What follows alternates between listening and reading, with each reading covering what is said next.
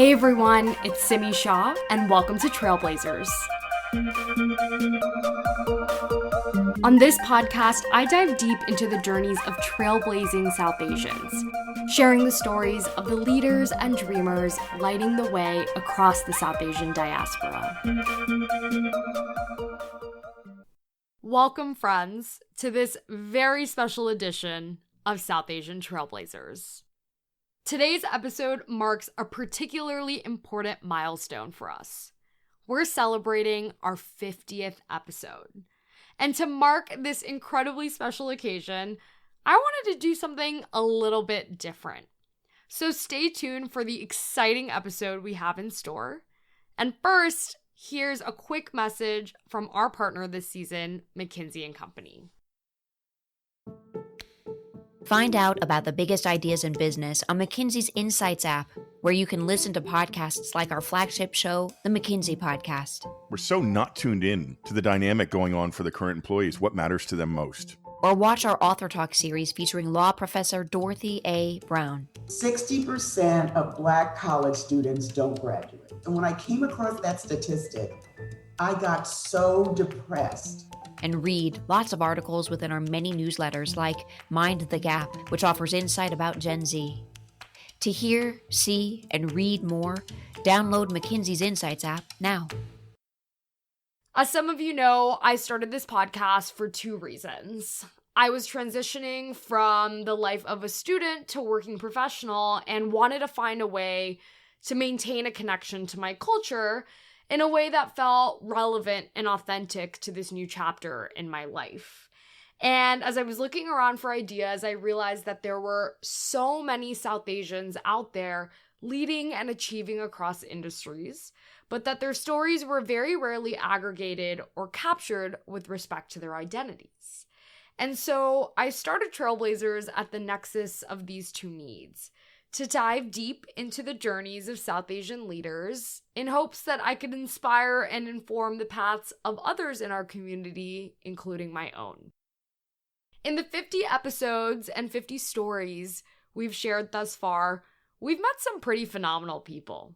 Visionary entrepreneurs, seasoned execs, next-gen creatives, all the way from fashion to medicine. These leaders have affirmed a lot of the hypotheses I came in with. That success is rarely linear, and that it has no singular definition. That representation matters because it's really hard to be something you can't see, and that our community is not just setting, but breaking precedent.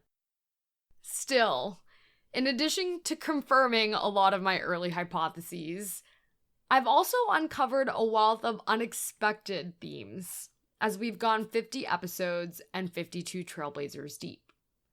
So today, I'd like for you to journey back with me through our most thought-provoking and inspired moments as I explore 4 of these motifs. We'll talk about the internal and external forces that factor into greatness, the trials of leadership, and the nonlinear paths and pivots that can be attributed to the fact that passions usually come in packs. Let's jump in.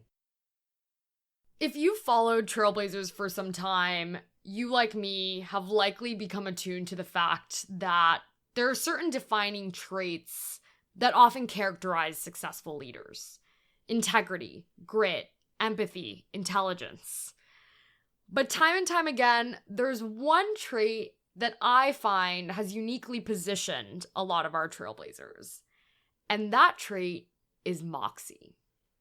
Moxie is defined as force of character, a fighting spirit.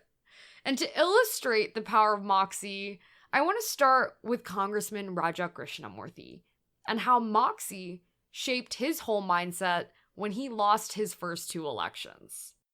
Everyone's faced some losses in the early innings of their career. And in your case, you lost the race of Illinois comptroller in 2020 by less than 1% of the vote.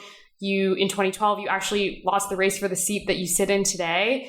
I mean, how did those losses shape your 2016 run? What motivated you to keep going? I didn't lose, Simi. I took the silver medal.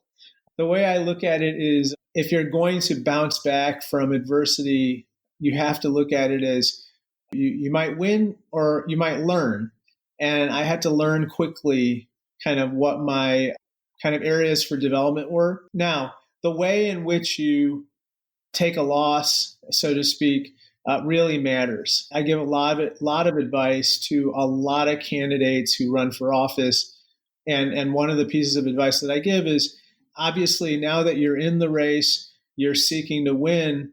But regardless, you need to end the race with your head held high. And you need to be able to live with the person in the mirror. So that means you did everything that you possibly could. You handled yourself with grace.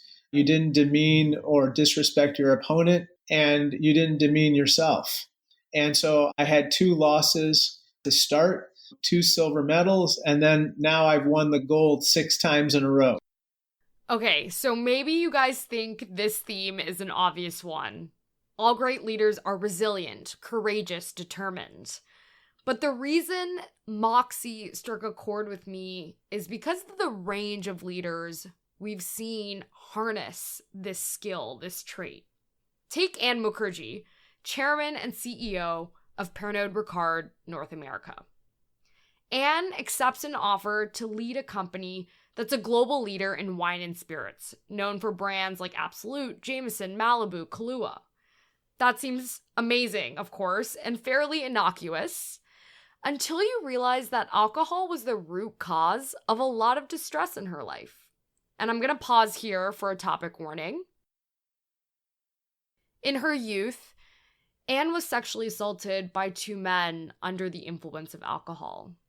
When she was 14, her mother was killed by a drunk driver, and she also survived an abusive first marriage where alcohol was a contributing factor.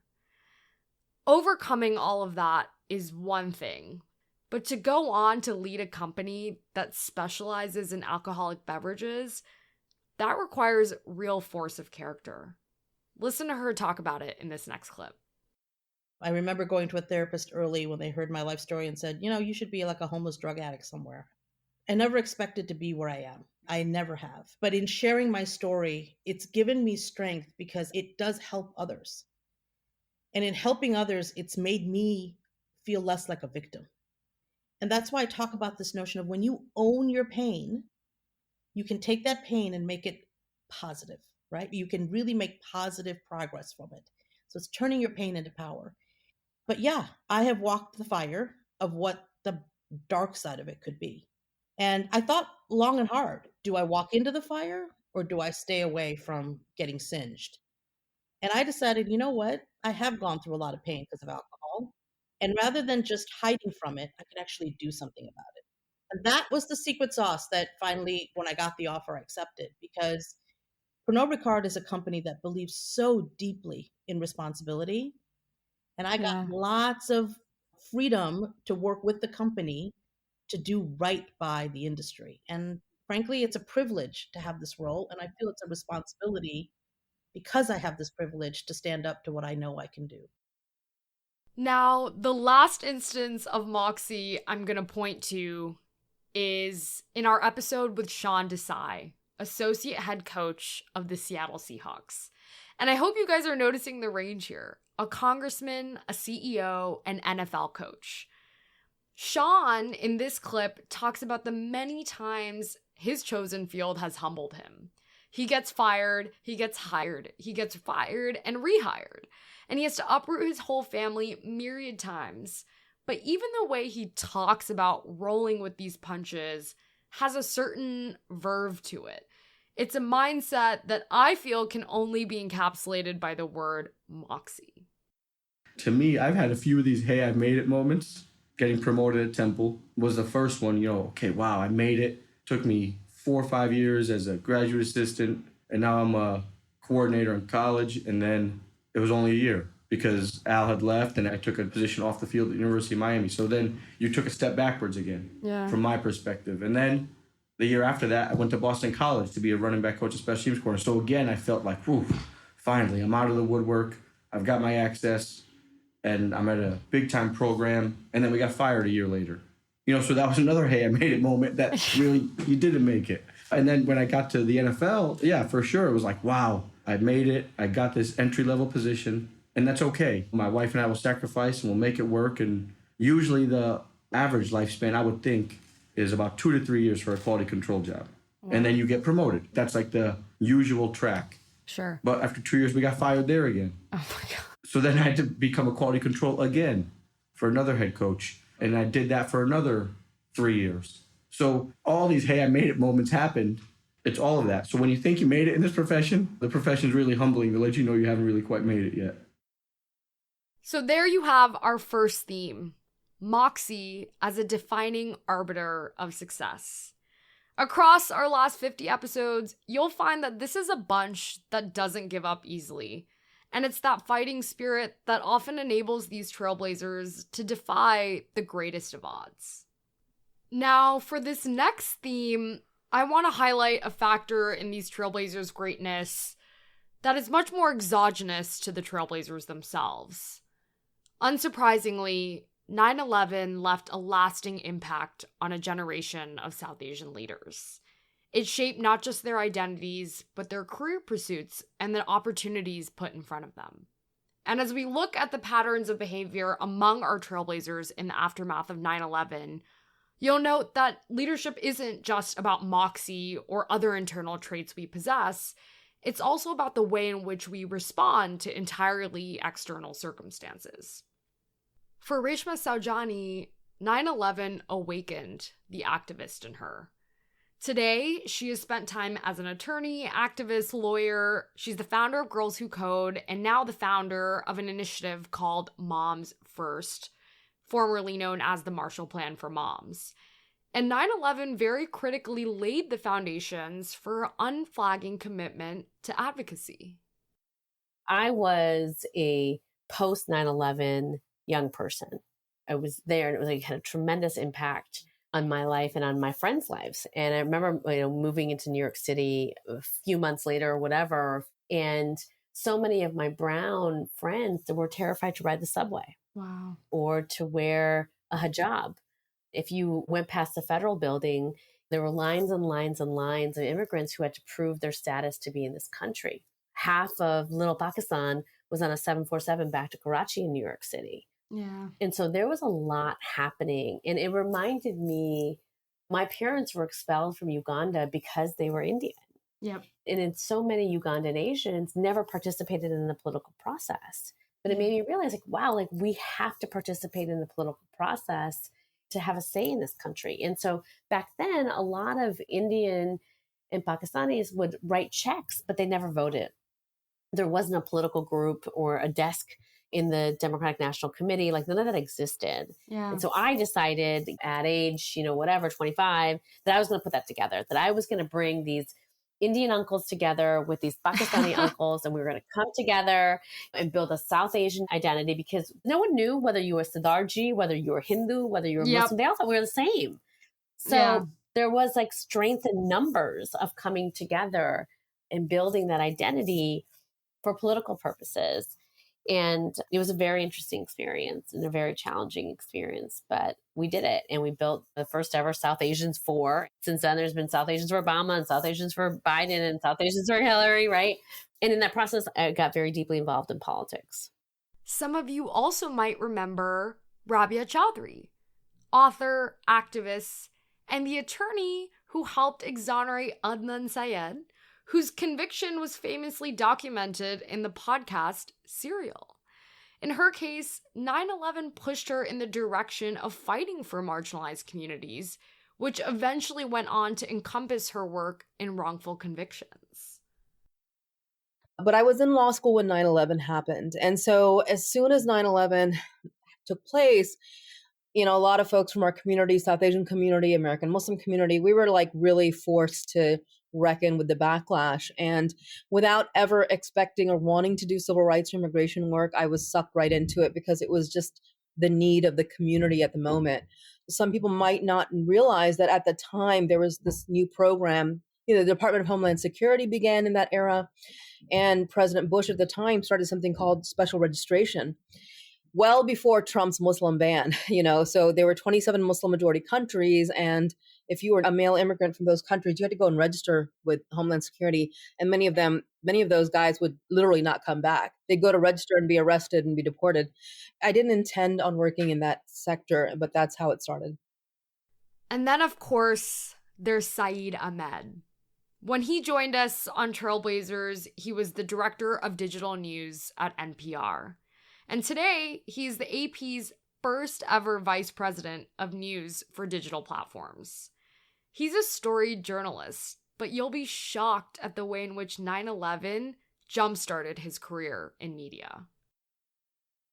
Then I got the internship that summer, and I was so adamant on landing a job at the Atlanta Journal that I wrote for every section. I would write whatever they wanted me to write, but then come August and the internship is over, and Julia Wallace, who was the editor-in-chief, she said that, listen, you've been doing an amazing job, but we can't hire you straight out of college because whenever we did, the person lost their fire because they felt like they've arrived, right? So you need to start at a smaller paper and climb your way up. Work your way up.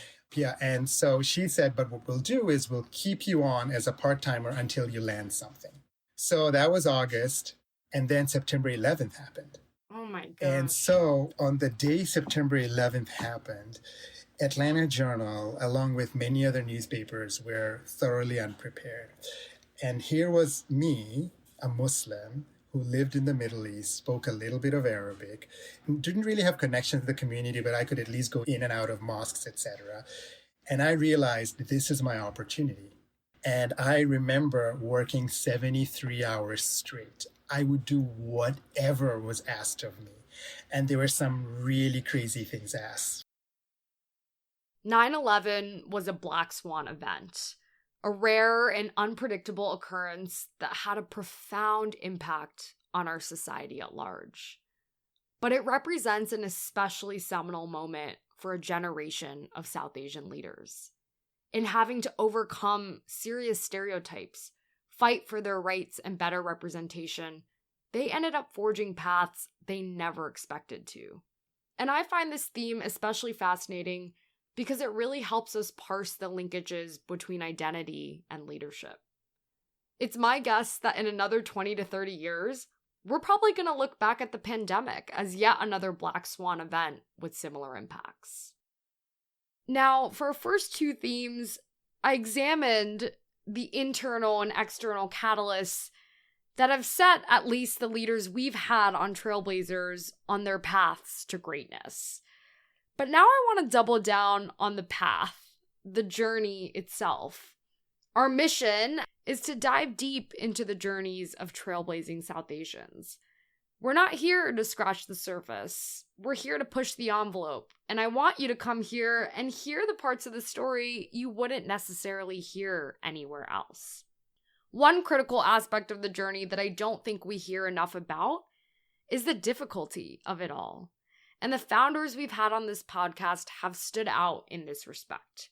They're incredibly candid about the trials and hardships they've faced, particularly at a time where startups and their leaders are increasingly glamorized. Their candid accounts serve as a refreshing reminder of the challenges that come with the territory and give us an authentic take on success and leadership. I want to start with Ziad Ahmed, who at 23 years old is the youngest trailblazer we've ever had on this podcast. He is the CEO and co-founder of Juve Consulting, a consultancy that works with big clients and brands to help them authentically reach Gen Z. But what few people know is that he actually started this company in high school at 16 years old. And in our episode, he gets really real about what it took out of him to do that and what it takes day in and day out to achieve the mission that he has set about. The way that I think of entrepreneurship, or the way that I encourage maybe the kids that I hope to one day have think about entrepreneurship, is I believe that it should stem from a place of you see a problem in the world and you want to fix it. A real pain point that you or somebody that you know is experiencing that you have come up with a novel solution to address. And that you should be fueled by the alleviation of that problem, which actually would mean that success would be the company no longer existing. because You've solved the problem. you've solved the problem. Yes. I have done my job if 25-year-olds are now getting hired as vice presidents of marketing. I have done my job if thousands, if not tens of thousands, or hundreds of thousands of diverse young people are meaningfully empowered by the work that we've done. But the reality is 90% of startups fail. The reality is entrepreneurship is mostly late nights and pulling your hair out and constantly questioning if you're good enough and trying to be the best boss that you can be, but it's really hard to be a good boss, trying to be the best service provider that you can be, but it's really hard to be a good service provider, and trying to be all of these things at once and holding that intention. And it's not that I'm not so privileged. I am. And I sit in an incredibly privileged and lucky spot, but it's not something that I would do again, right? And I run a very different business. I don't run a venture-backed one, et cetera. But point being, I think there is a lot of glorification of being a founder. We also have Shilpa Shah, who is the co-founder of a D2C luxury fashion brand called Kuyana, which today is worn by the likes of Ayesha Curry and Purna Jagannathan. But you'll note that Shilpa's sentiments are quite similar to Ziad's. She's incredibly dedicated to the mission she set upon. But this journey affected her deeply as a daughter, wife, mother, and female founder. I jumped in, right? Head first. Yeah. And then I wasn't one that was going to renege on my commitment. I was going to go all in, and I didn't know. I had no idea. And there were days where, I was barely keeping it together. And it was similar to the information architecture story. It's not the environment that it is now. Nobody was celebrating female founders then. It wasn't part of the dialogue or zeitgeist. We were very much alone, trying to figure all these things out. And, we were always one step ahead of the trend, which was hard. We were trying to launch a D2C business and develop our own brand with inventory when investors weren't excited about that. We were female founders, a minute before female founders were celebrated, right? It was always just a little bit earlier. And it was really hard because my parents didn't understand, my in-laws didn't understand, my husband barely understood, right? What are you doing? From their perspective, you're selling hats and bags. I'm confused. It was super lonely. And I was the only one in the company that had children. Yeah. So the realities of that, there's been a lot of storytelling about female founders, and it's hard no matter when you do it, but to do it with 2 young kids was, I don't know if I could do it again, to be honest. Yeah. I barely survived. Well, power to you. Now, the last clip I want to share with you all around this theme is from our episode with Snigdha Soor, the founder and CEO of The Juggernaut, a South Asian media company. And Snigdha deals with a different kind of a beast, but gets similarly candid about mental health, mentorship, and what it takes to keep going as a founder in today's environment. Oh, goodness. We can talk a little bit about mental health here, which is, it seems like we do attract a lot of excessive trolling. And I think it comes from both the left and the right, which is kind of incredible. And so when I've spoken to my mentors in the industry, I have to call out Mitra Kalita and other folks who've just been along with the ride. They're you're doing something right then. If both the left and the right hate you. We've been called both Hindu-phobic as well as Islamophobic. We've been called both, truly. And we're doing the best we can. And if you really read our reporting, it is reporting. And I think the first thing to just accept for us and the entire editorial team is that we'll never make everybody happy. Yeah. And once you accept that fact and move on, it allows you to kind of be a little bit more intentional in terms of our kind of portfolio. As South Asians, as immigrants, as children of immigrants, many of us have been brought up with expectations and ideals around what constitutes success. It ranges from obtaining prestigious degrees, working in high-paying corporate jobs, climbing the ladders of success in traditional career paths or our chosen fields. But we don't talk enough about the trials and tribulations, the burnout, the hardship that often accompanies the pursuit of this success.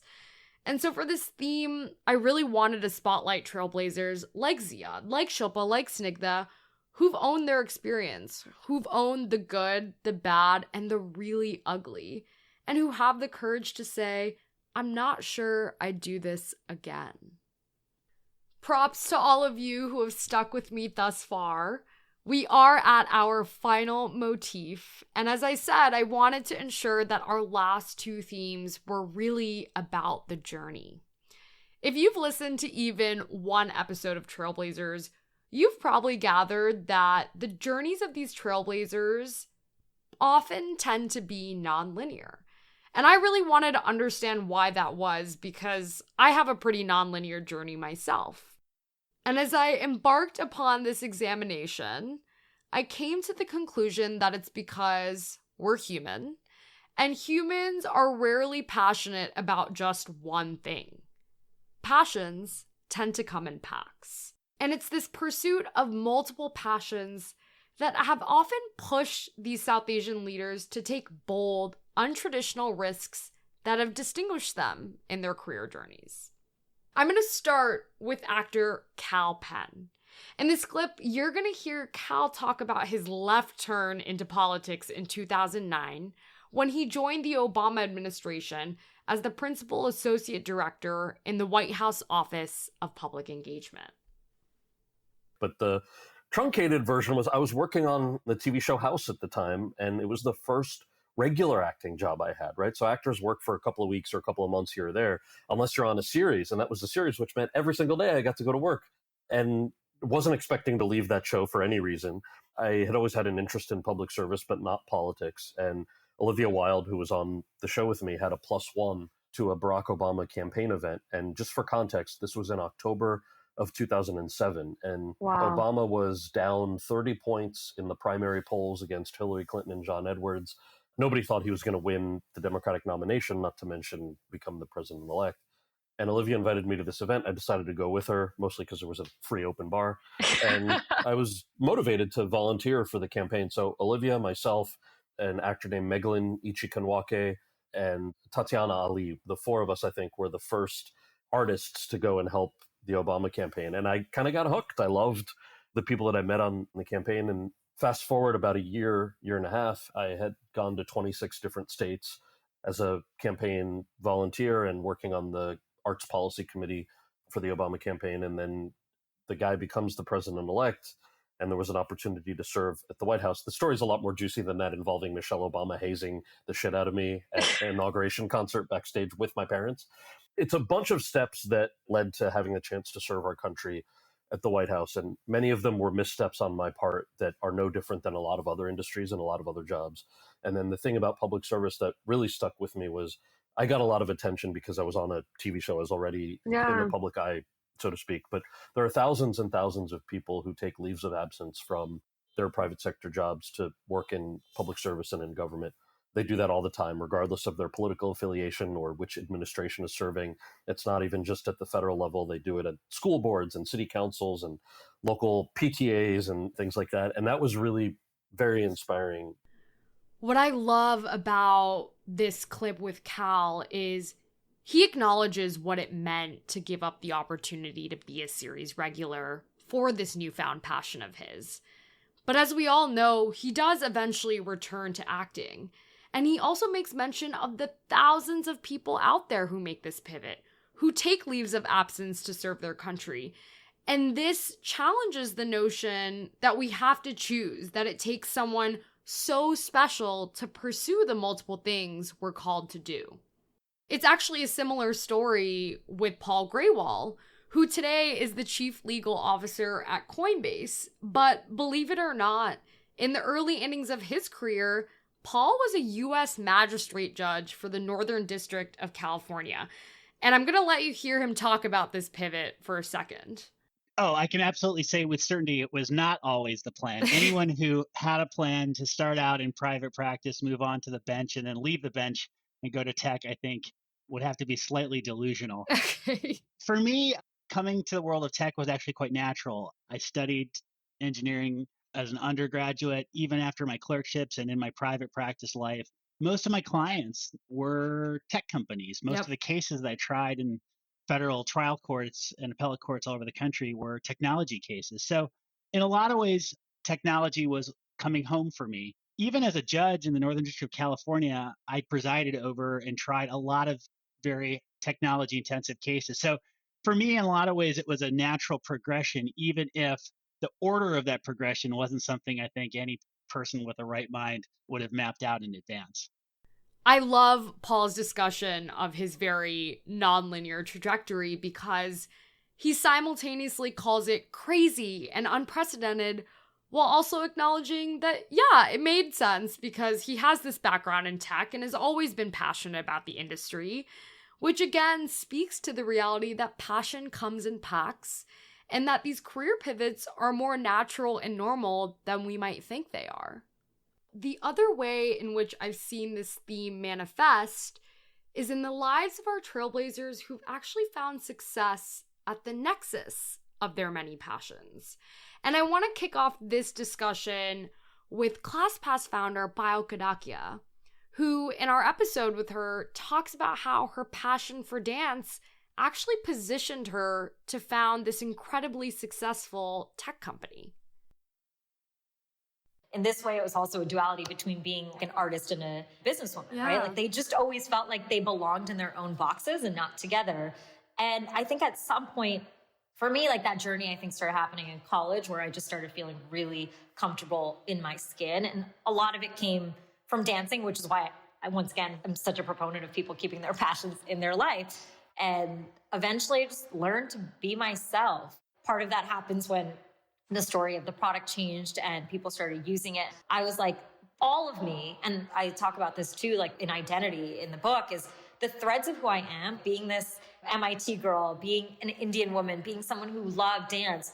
All of those things put me in a unique position to solve this problem, right? And that was like a celebration of my identity because I realized if I was any other composition, I may have never solved this problem of ClassPass. Bayo's story is unique and it resonates because she speaks about how difficult it was to initially embrace all these seemingly discrete parts of her identity until there's this moment, this epiphany where she realizes that all these parts of her are what came together to make her the leader she is today. And that actually takes me to Ariana Afsar, yet another guest of ours. She is a Broadway star and actress who you might all recognize from the more recent Netflix hit Wedding Season. And when I spoke to her, she was known for her role as Eliza in the Chicago production of Hamilton. And while she's in Chicago, the 2016 election happens, and it has this deep impact on her.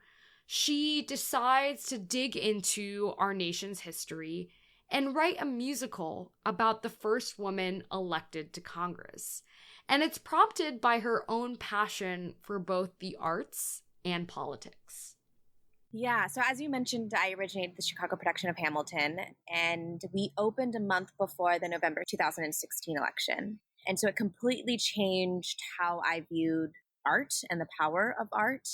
And specifically, and this is like a different conversation, right? We all get involved when our community is being affected, which is something that we have to take note of and change. But I got extremely involved with the ACLU after the travel ban. And so I wanted to volunteer as much as I possibly could. And volunteering literally meant like getting folks together to sing, like outside of my skill set of producing or handing out pamphlets, whatever it may be. I just needed to, and I always say like it's selfishly, I needed to surround myself with badass women. And so I did that, and I was able to surround myself with women in the likes of Tina Shen and Valerie Jarrett, the chief of staffs of the Obama administration. And then I started to question and telling this beautiful story 8 times a week. You know, how can we grow as a movement or as a society if we don't know who our foremothers are? So I, like a typical millennial, Google search who was the first woman elected into Congress and discovered Jeanette Rankin and found out she was elected 4 years before the ratification of the 19th Amendment. And then that was kind of the impetus. The stories of these 4 trailblazers are just a few of many. And all this is to say that this idea of one journey, one road, one career, one passion for life is a bit of a myth. Our trailblazers have found success in pivoting from passion to passion or building careers at the intersection of their many passions. And in doing so, they challenge a lot of the preconceived notions we have about linear career journeys and demonstrate what it means to forge our own definitions of success on our own terms. So there you have it, Trailblazers, our 4 themes in a nutshell. The internal and external forces that factor into greatness, be it the power of moxie or black swan events like 9/11. The truths about the trials of leadership and success from the perspective of the many founders we've had on this podcast.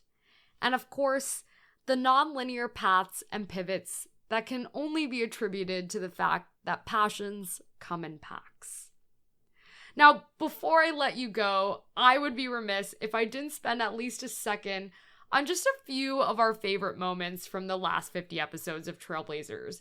And these are irrespective of themes. These are just clips that have captivated us from the first time we ever heard them.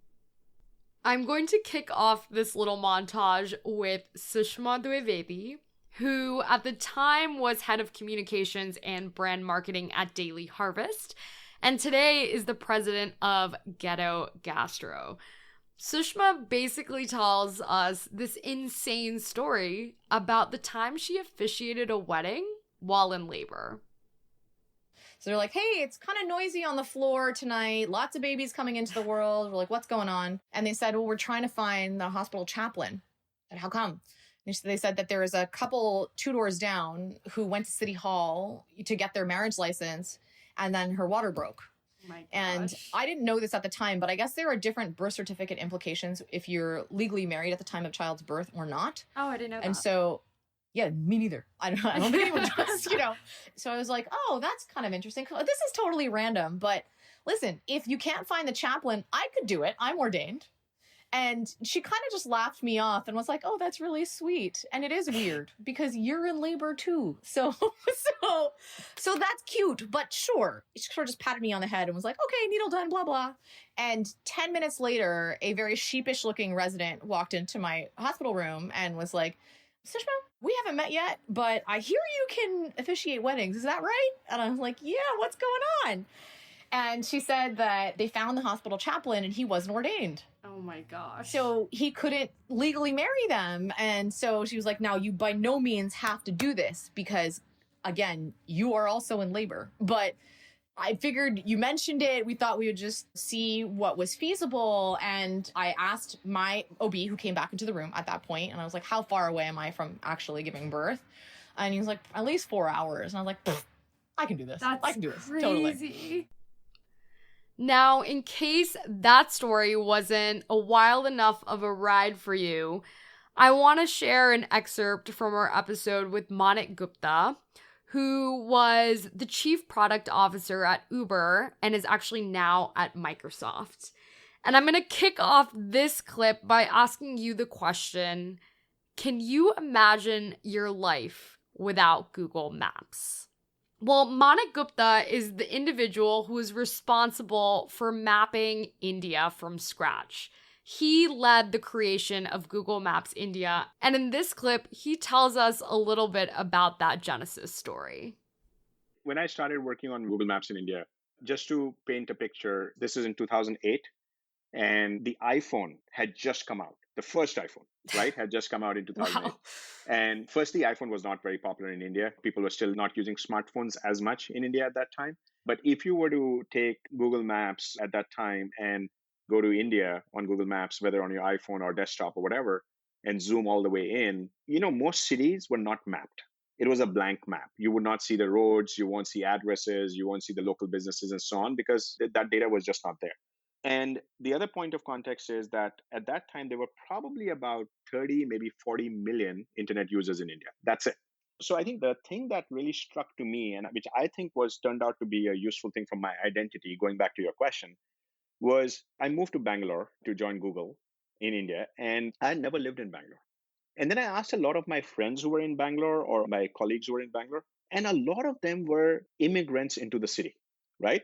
And this is where there is this sort of massive mass migration that happened in India, especially in the tech sector, where a lot of people from all over the country moved to Bangalore, right?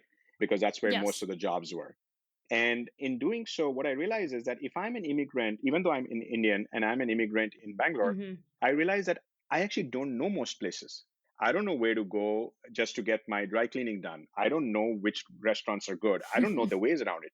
So for me, that was the key insight. When I said people in India would use maps a lot more, and that was very counterintuitive because everyone told me that nobody would use a product like maps in India. Why? Because wherever you need to go, there are people on the road and you can always ask people, which direction I need to go and so on. Ask someone, right? I mean, people who have been to India, they know that. You just roll down your window and you say, hey, how do I get there? And everybody told me, who's ever going to use maps? It's not going to work. But then I was thinking deeply about it. I was like, of course it would work because there are millions of people like me who have no clue. And why wouldn't we have the same product that we have in the US? Why don't we have it in India? So that kind of really important insight from my perspective combined with like, hey, why can't India be as good as the rest of the world? Okay, Trailblazers, I have one final favorite moment to share with you all, and that is from our episode with Sunena Duteja, who is the Chief Innovation Officer of the Federal Reserve. And Sunena has this beautiful moment where she asks this crazy question. What if we'd had crypto during partition? I remember hearing stories of my family being displaced during the partition and literally family members talking about how overnight they had to make a decision about leaving their home and everything they own. And my great-grandmother saying, I put on every piece of gold jewelry I had, the clothes on our backs, and everything was left behind. And I often thought, what if they had Bitcoin, right? Or some digital asset or some way of digitizing properties. And with that, this special edition of South Asian Trailblazers comes to an end. If you're new here, I hope this episode gave you a chance to get to know what we're all about, diving deep into the journeys of trailblazing South Asians. If you've been along for the ride, I hope our reflections from today inspire your own. And to all of you, thank you. Thank you for reminding us day in and day out why we do what we do. It has been so special to celebrate this 50th episode with you all. 50 instances in which we got to share the stories of the South Asian leaders and dreamers lighting the way across the diaspora and beyond. Until next time. Thanks for joining us for today's episode. If you want to get new episodes straight to your inbox, subscribe to our newsletter at southasiantrailblazers.com and follow us at South Asian Trailblazers on Instagram, Facebook, and LinkedIn.